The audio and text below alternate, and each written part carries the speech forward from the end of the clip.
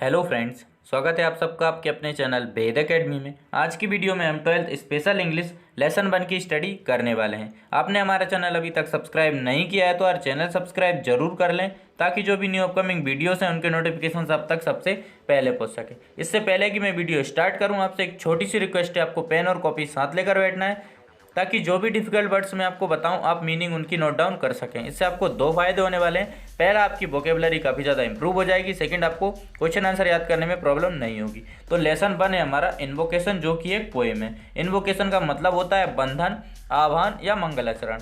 तीनों में से आप कुछ भी बोल सकते हैं। सबसे पहले हम 50 to 60 वर्ड्स में जो क्वेश्चन हैं उनके आंसर देखेंगे। पहला है हमारा, which are the two kinds of people referred to in the verse. देखिए, वर्स यानी होता है कविता। तो कविता में वर्णित दो प्रकार के लोग कौन कौन से हैं? तो आंसर है हमारा, the two kinds of people referred to in the poem are, first those kind of people who known to us with whom we are connected. तो कविता में जिन दो प्रकार के लोगों का वर्णन किया गया है, पहला है वे लोग जो हमारे साथ हैं, जो हमारे परिचित हैं, हम जिनके साथ जुड़े हुए हैं। एंड सेकंड, और दूसरे, those kind of people whom we do not know and who are strangers to us. और दूसरे वे लोग हैं जिन्हें हम नहीं जानते और जो हमारे लिए अजनबी हैं। Together it refers to all the people present in the world. साथ में यह दुनिया में मौजूद सभी लोगों का वर्णन करता है। तो कविता में वर्णित दो प्रकार के लोग कौन कौन से हैं? तो पहला है हमारा, those kind of people who are known to us and whom we are connected. वे लोग जिन्हें हम जानते हैं, परिचित हैं और हम उनके साथ जुड़े हुए हैं। और दूसरे हैं हमारे, those kinds of people whom we do not know and who are strangers to us। और दूसरे जिन्हें हम नहीं जानते और जो हमारे लिए अजनबी हैं। हमारा पहला क्वेश्चन यहाँ पर एंड होता है। सेकंड हमारा स्टार्ट होता है। सेकंड क्वेश्चन है हमारा, in how many ways is the unity sort. देखिए, सॉर्ट यानी होता है मांगना, यूनिटी यानी होता है एकता। तो एकता कितने तरीकों से मांगी जाती है हमसे पूछा गया। तो आंसर है हमारा, the unity is sought in more than one way. Unity, एकता, एक से अधिक तरीके से मांगी जाती है। The poet calls to unite the mind of all. कवि सभी के मन को एकजुट करने का आह्वान करता है। He also expects all to have a common और यूनाइटेड पर्पस। वह सभी से एक समान या एकजुट उद्देश्य की उम्मीद भी करता है। He pledges all not to fight against the divine spirit that exist within all of us. देखिए, डिवाइन स्पिरिट यानी होता है दिव्य आत्मा, प्लेज यानी होता है आपका प्रतिज्ञा। तो वह सभी को उस दिव्य आत्मा के खिलाफ नहीं लड़ने का वचन देता है जो हम सभी के भीतर मौजूद है। In how many ways is the unity sought.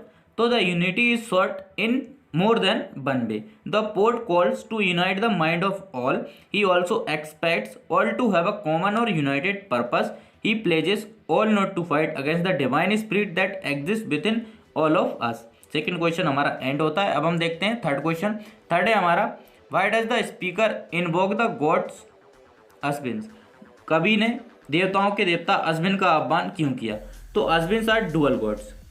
तो अश्विन दोहरे देवता हैं। Symbolising perfect unity of the natives and the strangers, जो मूल निवासियों और अजनबियों की संपूर्ण एकता के प्रतीक हैं। The poet invokes them while making invocation for unity. कवि ने एकता के लिए आह्वान करते हुए उन्हें आमंत्रित किया है। He invokes them to establish concord and harmony between the natives and foreigners. वह उन्हें मूल निवासी और विदेशियों के बीच सामंजस्य और सद्भाव स्थापित करने के लिए आमंत्रित करता है। Ashwins are dual gods. Ashwin दोहरे देवता हैं। Symbolising perfect unity of the natives and the strangers, जो मूल निवासियों और अजनबियों की संपूर्ण एकता के प्रतीक हैं। The poet invokes them while making invocation for unity. कवि ने एकता के लिए आह्वान करते हुए उन्हें आमंत्रित किया है। He invokes them to establish concord and harmony between the natives and the foreigners. वह उन्हें मूल निवासी और विदेशियों के बीच सामंजस्य और सद्भाव स्थापित करने के लिए आमंत्रित करता है। देखिए, यहाँ पर हमारे जो 50 to 60 वर्ड्स के क्वेश्चन थे उनके आंसर हो गए हैं। अब हम देख लेते हैं जो 75 से 100 वर्ड्स में जिनके आपको आंसर लिखने हैं। तो पहला है हमारा, how does the speaker wish to achieve concert. वक्ता को सामंजस्य प्राप्त करने की इच्छा कैसे होती है? तो आंसर है हमारा, this poem is an invocation for the establishment of concert in the world. यह कविता विश्व में सामंजस्य की स्थापना करने के लिए एक आह्वान है। The poet says that first we should have concert among our own people. कवि कहता है कि पहले हमें अपने लोगों के बीच सामंजस्य बिठाना होगा, स्थापित करना होगा। We spend our life with the people of our country. हम अपने देश के लोगों के साथ अपना समय बिताते हैं। They share our joys and sorrows and stand by our side. देखिए सोरो यानी होता है दुख। वे हमारे दुख और सुख साझा करते हैं और हमारी तरफ से खड़े होते हैं, हमारे साथ खड़े होते हैं। Therefore we must concert with them. इसलिए हमें उनके साथ सामंजस्य स्थापित करना चाहिए। India believes in global family and pursuing the same idea we must have amicable. देखिए एमिकेबल का मतलब होता है मैत्रीपूर्ण relations with the foreigners. Foreigners यानी होता है विदेशी। We should settle our disputes. देखिए डिस्प्यूट का मतलब हमारा होता है विवाद। With them in peaceful way because confrontation. देखिए कन्फ्रंटेशन का मतलब होता है आमना सामना। Can ruin us and them too. तो इस पूरे का मतलब मैं आपको बता देता हूँ। यह कविता विश्व में सामंजस्य की स्थापना के लिए एक आह्वान है। कवि कहता है कि पहले हमें अपने लोगों के बीच सामंजस्य बिठाना चाहिए। हम अपना जीवन अपने लोगों के साथ बिताते हैं। वे हमारे सुख और दुख दोनों साझा करते हैं, इसलिए हमारे और उनके बीच सामंजस्य होना चाहिए। भारत वैश्विक परिवार में विश्वास करता है। यहाँ से होता है हमारा start. India believes in global family. भारत वैश्विक परिवार में विश्वास करता है। And pursuing the same idea we must have amicable relations with the foreigners. और विदेशियों के साथ सौहार्दपूर्ण संबंध बनाने चाहिए। हमें अपने विवादों को भूल जाना चाहिए। We should settle our disputes. जो हमारे बीच में तनाव हैं, झगड़े हैं, उनको भूल जाना चाहिए। विद देम इन पीसफुल वे। शांतिपूर्ण तरीके से हमें एक दूसरे का आमना सामना करना चाहिए। अगर हम ऐसा नहीं करेंगे तो जो हमारे बीच के टकराव हैं वे हमें और उनको भी बर्बाद कर देंगे। यहाँ पर हमारा एक क्वेश्चन एंड होता है। नेक्स्ट है हमारा, why does the speaker not want the battle cry to be raised. इसमें हमसे पूछा गया है कि कवि क्यों नहीं चाहता कि लड़ाई को रोया जाए। तो आंसर है हमारा, the poet desires to establish peace in the world. कवि दुनिया में शांति स्थापित करने की इच्छा रखता है। He wants the people to live unitedly and have concert not only among themselves but also with the people of other countries.